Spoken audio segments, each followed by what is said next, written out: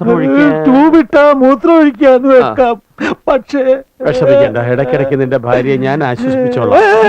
അല്ലല്ല, തക്ക സമയത്ത് ഞാൻ ആശുപത്രിയിൽ എത്തിച്ചോണ്ട് ജീവൻ രക്ഷിക്കാനായി. ജീവൻ രക്ഷിച്ചതുകൊണ്ട് എന്ത് കാര്യം? ആ. ജീവന്റെ ജീവൻ പോയില്ലേ?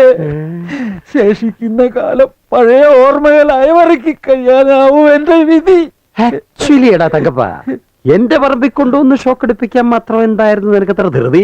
ഓ, ഞാനത് പറഞ്ഞില്ല അല്ലേ? ഇല്ല. നമ്മുടെ വാമനപുരത്ത് സർവീസിനായി ഒരു പടക്കുതിര എത്തുന്നു.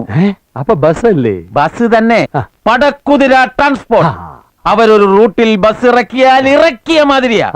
റൂട്ട് പ്രശ്നം പറഞ്ഞ് ഒരു ട്രിപ്പ് പോലും മുടക്കില്ല. അതാ പടക്കുതിരയുടെ മുഖമുദ്ര.